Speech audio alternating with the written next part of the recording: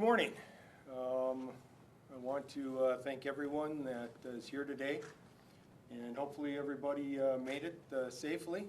I think winter is here now. I want to first get into, after our last press conference, we outlined why we had stopped the search on Green Lake, and that while we might have stopped the search on Green Lake, that didn't stop our search continuing to look for Ryan.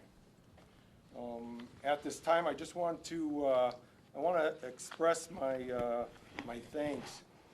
Yes, I'm up here by myself. The other ones had a lot going on, but I want to express my thanks to the Wisconsin Department of Criminal Investigations, the FBI, MOCIC, Homeland Security, the Brown County Sheriff's Office, and especially Bruce's Legacy and Charlie DeGroot, who is our dive expert that came in.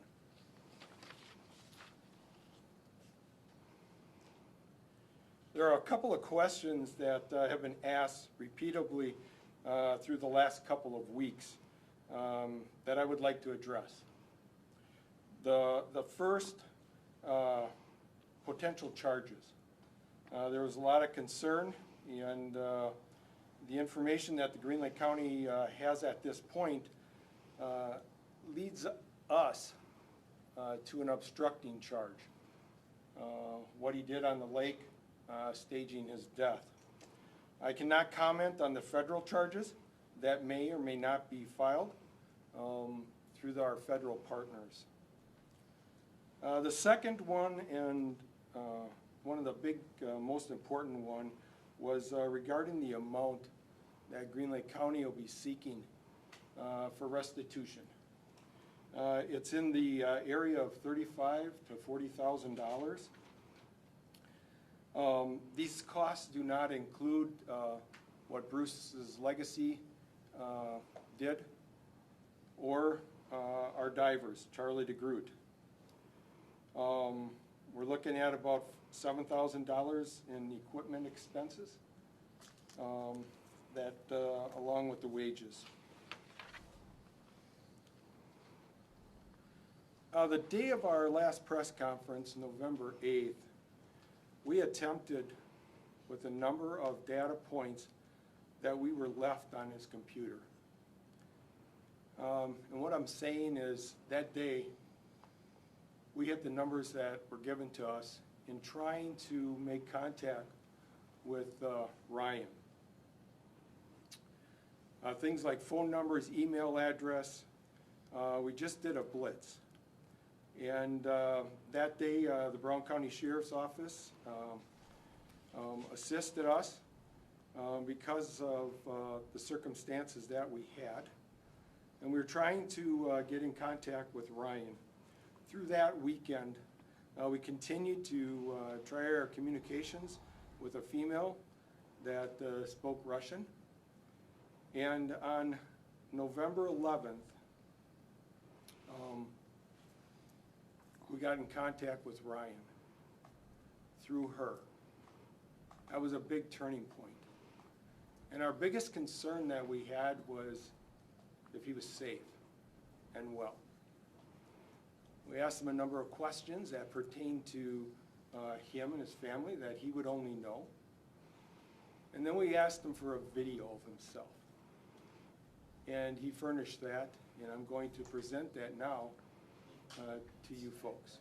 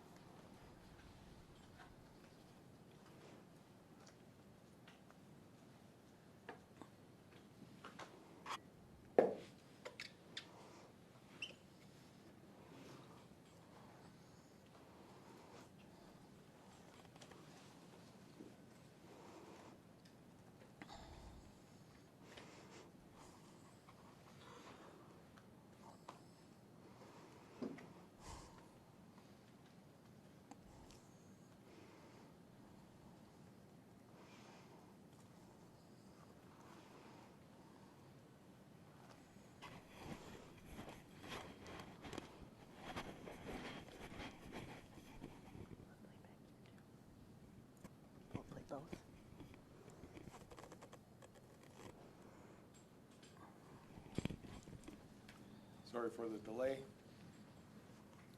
Must be due to the snowstorm.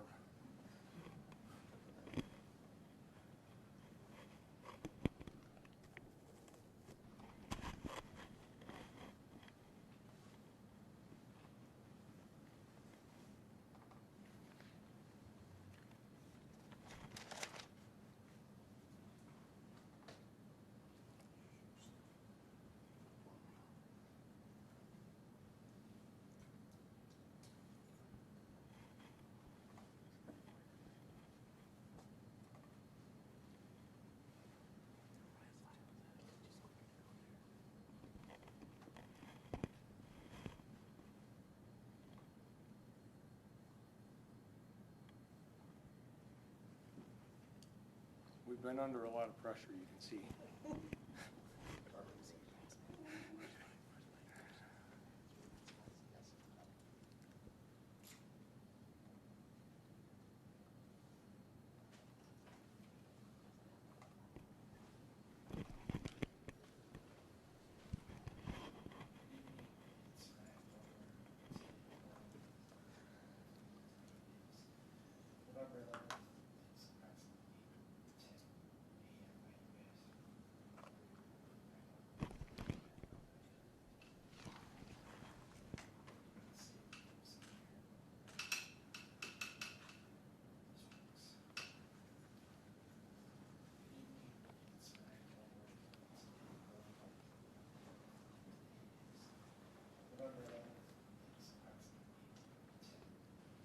Get out of the way.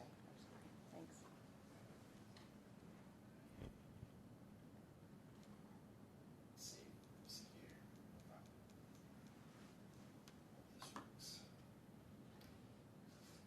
Good evening, it's Ryan Warburg. Today, hello, today is November 11th. It's approximately 10 a.m. by you guys.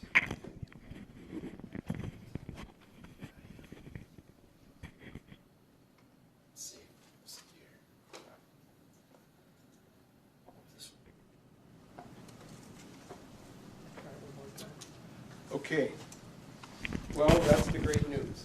Great news, we know that he's alive. And, well, the bad news is we do not know where Ryan exactly is. And he has not yet decided to return home. We have had nearly a daily communications with Ryan. My chief deputy, Chief Deputy Vandekolk, is our main person that communicates with him and has grown to have a pretty good relationship that he continues. There were a number of questions that we asked him and talked about, and we told him what we were going to be doing next.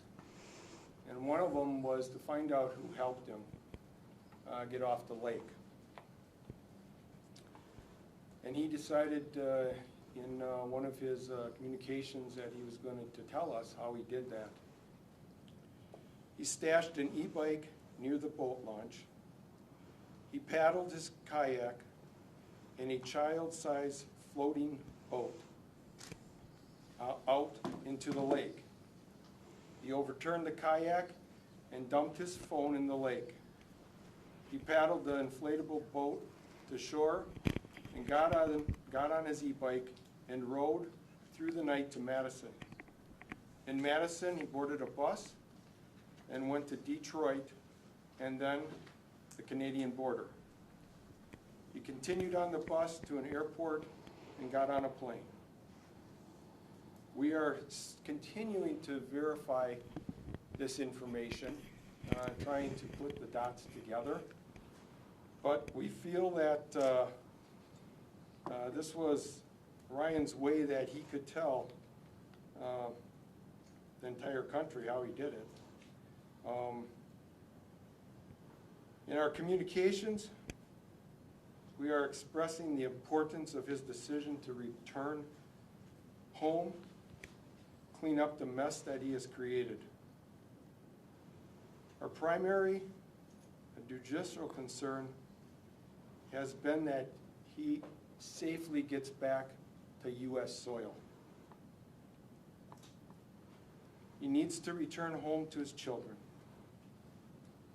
If he chooses not to return, it's on his own free will. And I think the message is very clear. We have been continuing to contact the family members regarding our communication with Ryan. No warrants have been issued yet. We believe that warrants will not be needed if Ryan cooperates and decides to turn and return home soon. I cannot speak on further on the comments that we have had with him in our communications, but only that we continue to search and help him in any way that we can to get him back. And right now, I will answer any questions that you may have. Has he indicated that he might ever willingly return? Our communications are continuing to go on And about that matter. Sheriff, could you speak to the balance that you and your investigators have to rely on in these conversations, knowing full well that if he were to return, he potentially could face state or federal criminal charges regarding this incident, while also still trying to get him to return home? And we've talked about that. His biggest concern is how the community is going to react to him. And I can see that, okay? He staged his death, and unfortunately, one of the things that he did say was he didn't expect us to go more than 2 weeks in searching for him. Well, I hate to tell you, he picked the wrong sheriff in the wrong department. And one of the reasons why he picked Green Lake was because it was the deepest lake in Wisconsin. He did the research, he did, and he thought his plan was gonna pan out, but it didn't go the way he had planned. And so now we're trying to give him a different plan is to come back home. Is it still believed that he could be in Uzbekistan? I know you said the woman spoke Russian. Correct, we do not know exactly where he's at. We know that it's someplace in Eastern Europe. Well, can you tell us about the woman that he's with? Do you know anything about her? At this time, I won't comment on that. Have you talked to his family at all? I know you've communicated with him, but has he communicated with his wife or his children? Yes, we have communicated with his entire family, not the children, because we feel that the mother is there with them, and it's important that they get the information from her. Right, but I'm saying, has he talked to his wife and children? He has not? No, he is not. Do you have any previous ties to Eastern Europe? Do you know it? Not that we know of. Is the Russian-speaking woman that helped you find or make contact with him, is that the same woman that he was communicating with? I'm not going to release that at this time. I know you mentioned to be obstructing a charge. Are you going to be pursuing any other charges, like falsifying documents, anything like that? Like I said, we have our federal partners working on that, and that's what they are doing, and I don't have any comment to give on them charges. Speaking of federal partners, has the Green Lake Sheriff's Office gotten the State Department or other federal agencies that maybe handle things overseas in addition to the FBI involved? They're the ones that go through that, but we have talked to the State Department. Do you have any idea why he did this? What has he said about his reasoning for this? He just had personal matters going on, and he felt this was the right thing to do, and how he was going to, I mean, you know, there was talk about the life insurance plan that he took out. It wasn't for him, it was for his family. And he was just gonna try to make things better in his mind that, this is the way it was gonna be, and it didn't happen. And you believe he's with this Russian-speaking woman right now? We do not know that. Has he expressed any remorse for what he's put his family through the past several weeks, months? Yeah, he talks about that. He also feels bad about the amount of hours that we have put in and the community. He says, you know, I got myself in a situation and I just got to try to get out of it. Was there a situation prior to this that led him to take out this insurance policy and decide to fake his own death? No, the situation I'm talking about is when he faked his own death, okay? Because it wasn't in his plan to do that. So he's got to try to make that better with his family now. But was this a financial situation that led him to lead to why we're here today? I think it was a number of reasons. Is there evidence of any crimes that he might have committed before he went missing? No. Uzbekistan doesn't have formal extradition with the U.S. How has that impacted the investigation? We continue to do our investigation, and when we come across them obstacles, we just see where it takes us. Sheriff, where do you go from here? I mean, you've made contact with him, you continue to connect with him. I mean, he's not willing to come home, so where do you go from here? Well, we keep pulling at his heartstrings, okay? And that's what we continue. Hopefully he sees this video. I'm sure he sees the other one. But, you know, that's what it's all about. What do you We're know not about gonna give up. We want to continue because he needs to come home to his kids. How long will you continue to try to convince Ryan to come home? I really can't answer that with a specific time. We'll know it when it happens. Sheriff, what might have been troubling him to cause him to take this extreme of a measure? Not really sure. What do you know about how he connected with this woman? Do you know, obviously on the internet, but through what method and how did they meet? Do you know anything about that? No, other than it was through the internet. Was there any type of fearing for his personal safety to lead him to leave? What was that? Did he fear at all for his personal safety causing him to leave or try No. to fake his own death? That flight out of Canada, where did it land? That's still under investigation. Prior to you contacting him, did he know that y'all figured out that he faked his death? So did he see media reports that would have alerted him that you were on his case? I'm sure he did, because all the media that has contacted me, it's all over the world.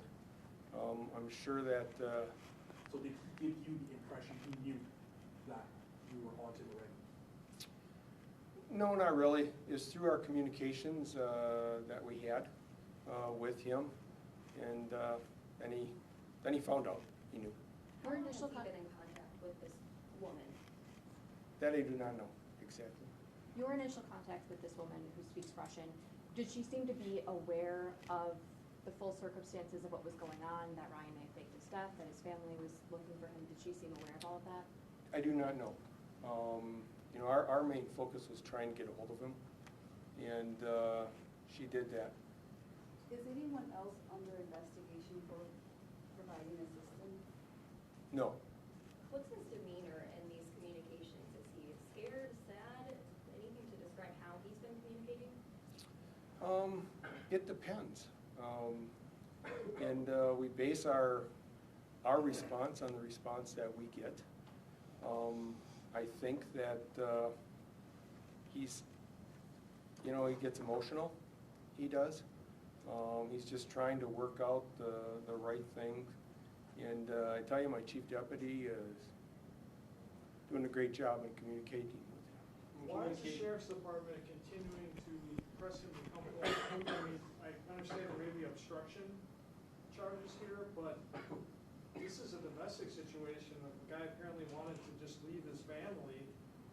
I mean, at what point do you need to step out and just say, this is between him and his family? When that time comes, we'll make that decision. Right now, it's important for our department to continue communications with him and know that there's people out here that want him back. So I can't put a time on that. Our department is pretty special. It is. Sheriff, do you feel like he's in any danger? I know he's communicating regularly with you, but that he's in danger where he is, or, you know, No. he's, No, we don't feel that. And that's one of the reasons why we wanted to get a video.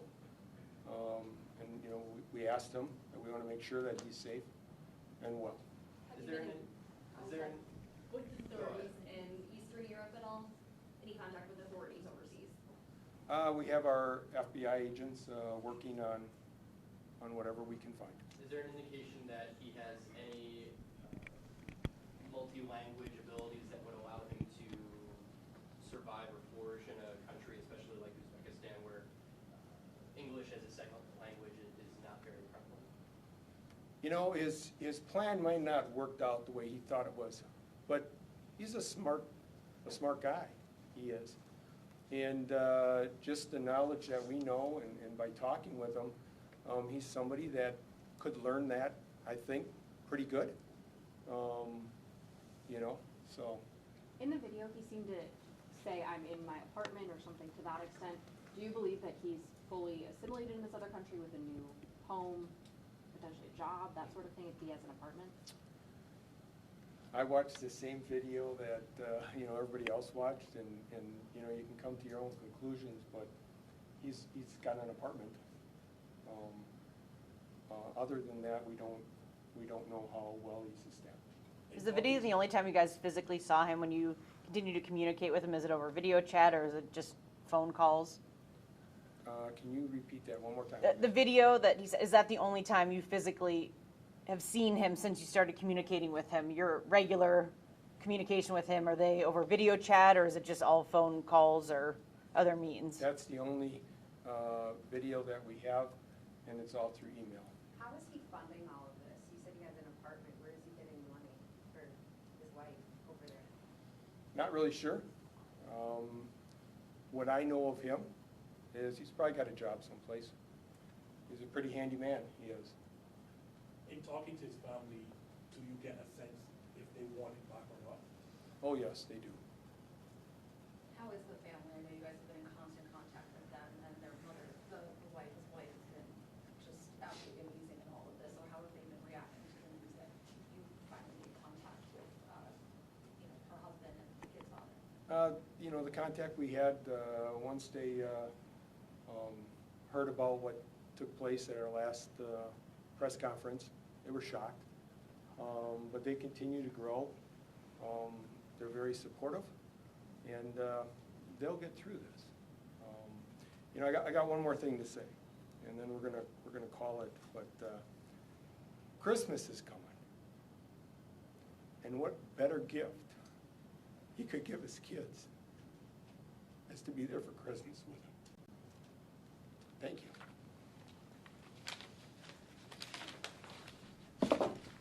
Oops.